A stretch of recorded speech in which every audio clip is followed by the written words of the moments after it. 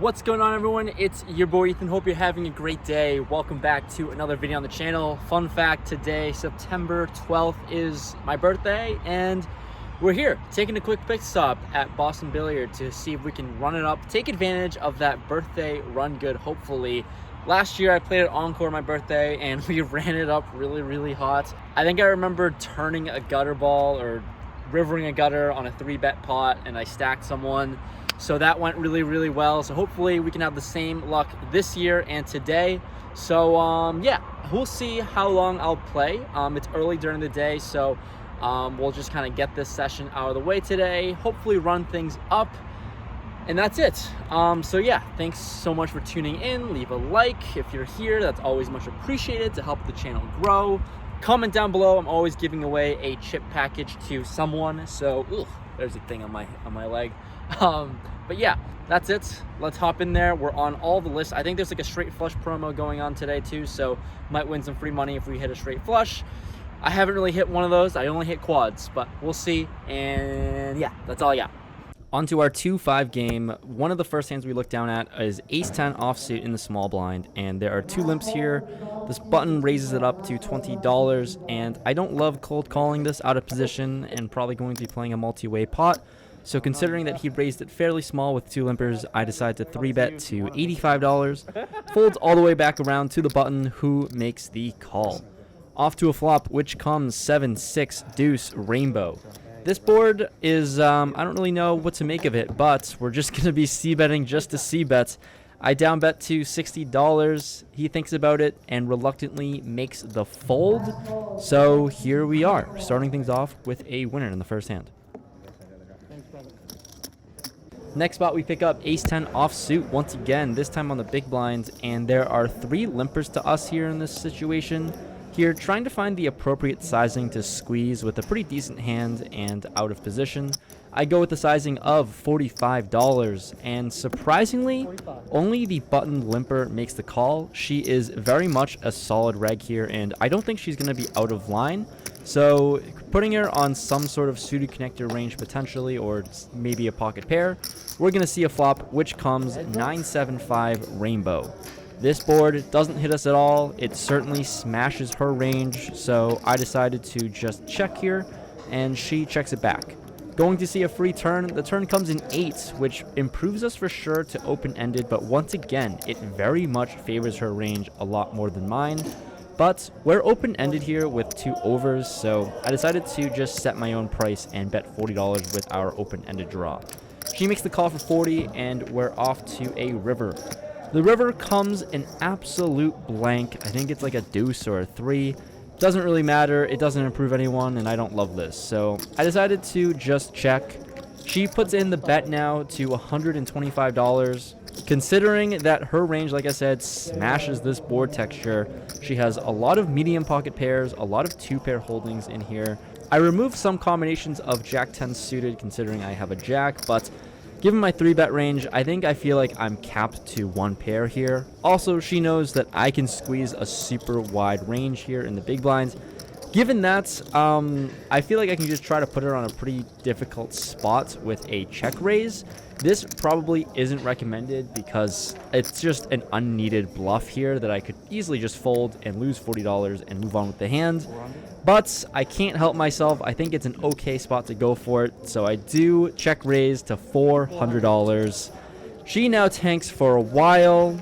And after thinking it over, she says she really only loses to Jack-10 or pocket 6s. She makes the call. She shows down pocket 9s, so no way was I ever going to be folding out a set. Certainly not top set. Nice hand and good call. But this was a donk.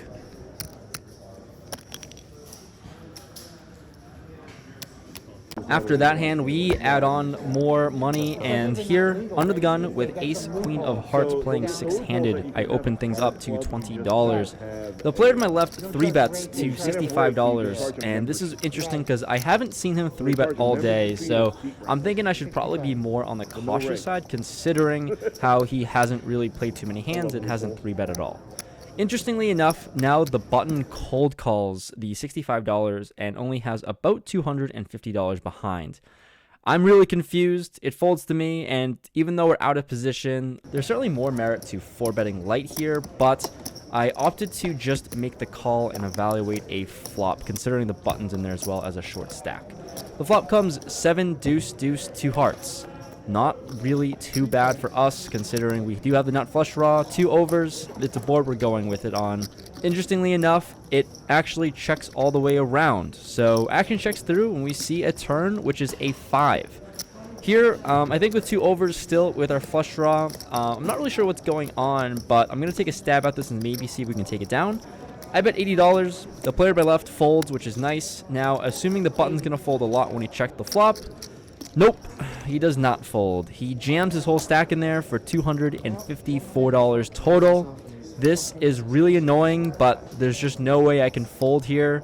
So I make the call for the additional $170, and we're going to a river. I call. The river does not improve us. It is the 6 of diamonds. He shows his hand, pocket 4s, and we lose. I'm telling you, something about pocket 4s. You just hold all the time. So at this point here, we're stuck a decent amount. I'm a little frustrated, and there's an under the gun straddle. I'm in under the gun +1 position or the hijack, and yeah, we're going to be putting in the blind raise to $20. Why the freak not? So, yeah, blind raise of 20, and action folds around. We still don't know what our cards are. The big blind makes the call for $20, and the under the gun straddler says he has too bad of a hand to even call the 10, so he folds. So we're going to a flop heads up. I look down, and I have 10-3 offsuit, so that's something decent. And the flop comes 10-3-5, 2 clubs. Oh, easy game when you blind raise to 20. So big blind checks to us, and flopping top and bottom pair, certainly betting all the time. I throw out a bet of $25, and he makes the call for 25. Going to a turn, which is the 5 of spades. This is really not a good card for us. So when he checks to us, this is an easy check back with only a pair of 10s now. Going to a river. The river is an ace. He checks for the 3rd time, and I think this is a good spot to just bet for value, since basically any 10 is chopping, and I don't think a 5 is going to be checking it for a 3rd time. So I try to value bet very small. I bet $15. He makes the call with 3-4 of spades. We show our 10, and we're good here. So yeah, blind raise of $10 with 10-3 off, man. We take it down. Next interesting spot we get involved in, we have ace queen offsuit in the cutoff. There is a limp in early position, and I decide to raise it up on the larger side here to $30. Once again, the player to my left on the button now 3-bets us to $105. It folds to me, and this is the same player that doesn't 3-bet a whole lot. Not really too active at the table, but this is the 2nd time so far that he's 3-bet me in probably an hour or 2 of play. So he is on the button in position. He certainly could be doing this a little bit wider than normal. Given the fact that I do remove combos of aces and queens, I'm out of position, and it's certainly a decent spot to maybe target a lighter 3-bet range against me specifically. So with ace queen off, decent removal to premium hands, I go with the 4-bets. Put in the light 4-bet to $275. This is a sizing where I think I'm just kind of baiting him into a call and hoping to see a flop and evaluate that there. So as expected, he does make the call since it is a pretty small 4-bet. He makes the call in position, and we're off to a flop. The flop comes 8-3-4 rainbow. All things considered, it's a pretty decent flop for us. I'm certainly going to have to rep all of my overpairs. He certainly can have some as well. Pocket 10s, pocket jacks, pocket kings. But I decided to c-bet $255, and this is where I think I made a pretty big error. I think this is a pretty big bet sizing error, as a smaller bet of $215, $230 accomplishes the same exact thing. So no real need to go so large. It also only leaves us with $500-ish behind, so we're basically just shoving on the turn if he calls, which would be gross. Anyways, it doesn't come to that because he thinks about it and ends up folding. We take this one down.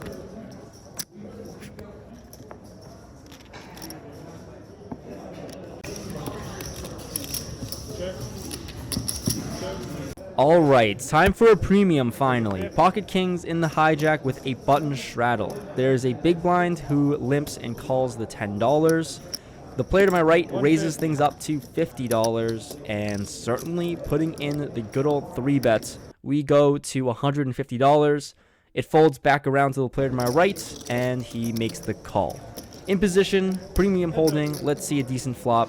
The flop is 4, 5, 6, 2 clubs. Oh, gross, gross, gross. He checks to us, and certainly he can have a lot of these suited gappers. He certainly can have a lot of these suited connectors or higher pocket pairs and maybe some club draws. Whatever. Decent enough board to c-bet. I size to $130, and he makes the call. Going to a turn which comes the king of clubs. This hand just got very, very interesting. He checks, and now I'm just kind of stuck in my head for quite some time. I think I definitely need to bet after turning top set, and there's 3 clubs out there. But what is like the appropriate sizing? There's so many draws in the world, open-ended, the club draw, and some 2-pair combos we're beating as well. Sometimes it can be beat from a flush draw already made, but I mean, even if we are behind, I don't think we're ever folding to a jam of some sort anyways. So I ultimately chose a sizing of $250, and when I put it out there, he makes the call pretty quickly. So we're going to see a river, just hoping to not see a connected card or a club. The river comes the jack of clubs. God, man, every time. He checks, and I'm so frustrated at this point. I don't really think I can bet anything for value here. That's super, super thin, and I don't even know if bluffing is profitable, considering how little he has back with only about $400. So I just check it back. He shows us pocket 7s with the 7 of clubs, and unfortunately, we're going to lose this one. After that pocket king's disaster, we pick up king jack offsuit in the cutoff. There's a limp to me. I raise things up to $30, sizing up a little bit bigger here just because I'm stuck, I guess. The small blind who plays a pretty wide range makes the call, and we're going heads up to a flop. The flop is king 8 deuce, 2 clubs and a heart, and when he checks to us, flopping top pair, certainly going with it. I c-bet $35 for value, and he makes the call. Off to a turn which comes the 4 of hearts. It does bring in 2 flush draws, and with this said here, I don't think I can slow down at all. I'll be sizing up, trying to get more value from maybe a pair of 8s, because I think he can be a little sticky with a second pair here, and a bunch of random king X's that we're beating. So I bet $85, and he makes the call, knowing that he's a little bit sticky. The river comes the 7 of spades. Not really great. I mean, 8-7 gets there. Board a little bit more connected, but all the draws do miss. He checks to us for the 3rd time, and can I target worse kickers sometimes? Against a normal opponent, I don't think I would, but here, considering that this player does play very wide, I decide to throw out a very small bet of $75. He makes the call. We show our hand, king jack off. We take this one down. It is nice to finally win a medium-sized pot. Next hand, moving on, in the hijack with pocket jacks, I open things up to $20. The player to my left, for the 3rd time this session, 3-bets us to $60. I've only seen him 3-bet 3 times at all since sitting at this table, and all 3 times have been against me. Not great, but when it folds to us, obviously, I have an easy call to make. I don't really want to 4-bet once again against this player, since I did do that the 2nd time. Pocket jacks, let's see a flop. The flop is king 7-4, 2 hearts. Never love seeing an overcard to my pair here in this spot, but I decide to obviously just check my entire range to him. He throws out a bet of $50, and I don't think folding is profitable just yet. Certainly going to have to defend my 2nd pair here and evaluate a turn. Turn comes in 8. Once again, I check, and for a 2nd time, he fires again for $150. I think most of the time, I probably should just be folding here and giving up. He's repping a very strong range with a 3-bet and continuing again on this king. Probably getting a little stubborn here with a broken fold button. I make the call for $150. The river is just one of the worst cards we could ask for. It's the queen of clubs, so this hand is now a complete disaster. For the 3rd time, I check, and now he fires for a 3rd time. There's no checking in him. He fires for $450, sizing up big time now. I think it's really unlikely for him to be river bet bluffing and bluffing 3 streets. The only hand I was really beating was ace queen, and that obviously gets there. So this is pretty tough. Really gross hand. Hate the situation, but obviously it's a fold, and we're moving on. Ace king offsuit is the next hand we pick up in the small blind, and there's a cutoff who limps, the button who raises to $25, and out of position playing 5-handed ace king off is a premium. I 3-bet to $105, and it folds around to the button who raised pre. He makes the call, and we're off to a flop. The flop is queen 9-5 rainbow. Out of position, with ace king offsuit, the queen could certainly hit our range. We just fire again because we're just bluffing to bluff now. I bet $85 and he makes the call for $85. Going to a turn which comes the jack of diamonds, brings in a backdoor flush draw. It does improve our hand to a gutter along with our 2 overcards. So here I size up, considering that we did improve a little bit. I size up to $250.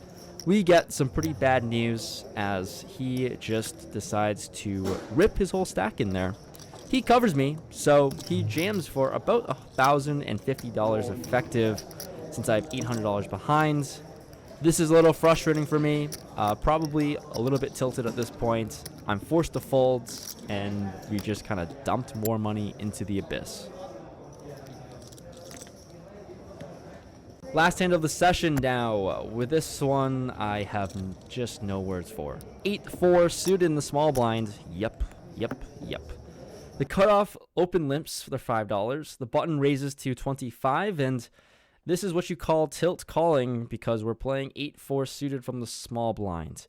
I call and the cutoff calls, so we're going 3 ways to a flop, which comes ace, 8, 4, 2 clubs. Thank you. Oh my goodness, we needed this flop. I check, cutoff checks, and the button c-bets $30. I have a decision to make. Either just check raising immediately on this flop. Is an ace high flop. There's a club draw out there. Certainly can get more value. Or do I want to play this a little bit trickier and just flat call? I decided to just make the call for 30, and the cutoff makes the call as well. 3 ways to a turn, which comes the jack of diamonds. So really not the best card. I mean, there really aren't any great cards that I could ask for to come. But I do lose to ace-jack now, but that's really it. Once again, it checks to the button here, who throws out a bet of $105. I think at this point now, he's double barreling twice against 2 opponents. Certainly can have a strong hand, but with bottom 2 and you're playing 8-4, what are you going to do when you flop 2 pair? We're definitely going with it. So I put in the check raise to $350. It leaves myself with about 400-ish behind in our stack, so I can easily jam on any clean river. The cutoff gets out of the way. The button jams, covering me once again, and this time with bottom 2 pair. I'm not folding. I'm certainly not comfortable with given this line. If he's going to push the variance with the draw, that's great, but honestly, given this line, I don't feel amazing about it. But we're definitely not folding, and we're going to a river. I deserve to lose if I call. No club? River is the 9 of clubs. He has ace 8 off suits for flopping top 2 pair. Nice. Yeah, GG guys. There you go. GG. That's what we get for playing 8-4 suited. You can probably reach it better. Yeah, that sucked. So no birthday magic run good this year or today. All around, I don't think I played great. I certainly didn't run well, but I definitely did not play great. I did not play great. That last hand was quite the punt, and here we are walking back to my car. We played for 4 hours in the game. 4, 18, 62, out 4, 0. Fucking 0. Oh, so like the sun run that I've had so far, that is over now. That was a fun run. That was a really fun sun run that we've had. Time to come back to earth, realize that we cannot run pure forever, and we got to go back to playing normal, good poker and not punt. So there's that. That's the video. I'm so mad at myself and everything. I was just not in a great spot at all. even with the good hands that I had. And I don't know why I wanted to play 4-8 suited. Not best, not the good, I can't even talk, I'm out. Brain is fried. This session did not go great. And time to drink, because it's apparently my birthday and we're gonna go do that. We're gonna drink a lot. So thanks so much for watching. I'll see you guys in the next video. Well, here's to not punting in that video. Peace.